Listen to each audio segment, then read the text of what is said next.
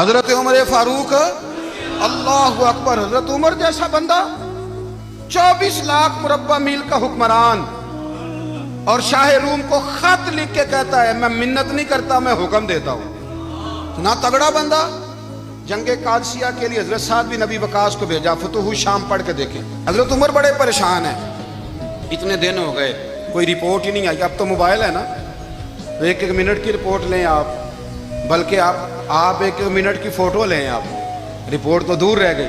حضرت عمر فاروق رضی اللہ تعالیٰ عنہ بڑے پریشان ہیں کہ قادسیہ میں حضرت سعد بن ابی وقاص کے ساتھ لوگ جہاد کرنے گئے، رپورٹ کوئی نہیں آ رہی۔ اتنے پریشان تھے کہ باہر نکل کے نا اس رستے پہ بیٹھ جاتے جو رستہ قادسیہ کی طرف سے آتا تھا، جو بھی آتا جاتا پوچھتے جنگ کے کیا حالات ہیں۔ ادھر جب اللہ نے فتح دے دی نا تو حضرت سعد بن ابی وقاص رضی اللہ تعالیٰ عنہ نے نا ایک قاصد کو خط دے کے بھیجا، کہنے لگے عمر کے پاس جاؤ، انہیں اطلاع دو کہ الحمدللہ اللہ نے اسلام کو فتح عطا کر دی۔ یہ حضرت عمر کو جا کے دینا، وہ بڑے پریشان ہوں گے۔ وہ جو اس زمانے میں اس طرح ہوتا تھا کہ کئی دور دور سے صحابہ جو دوسرے شہروں کے ملکوں کے رہنے والے ہوتے تھے وہ بھی آ کے شامل ہو جاتے تھے جہاد میں۔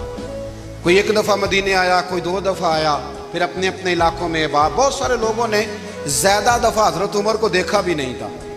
وہ جو قاصد خط لے کے آیا تھا نا، اس نے ایک آدھ دفعہ دیکھا تھا، حضرت عمر بوڑھے ہو گئے، وہ پہچانتا نہیں تھا۔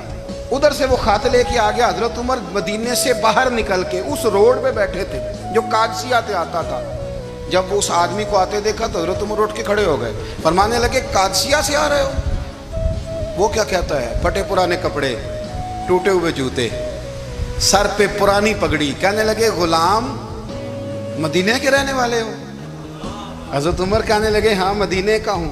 کہا میں قادسیہ سے آیا ہوں، الحمدللہ اللہ نے اسلام کو فتح دے دی ہے، الحمدللہ کفر کی کمر ٹوٹ گئی ہے۔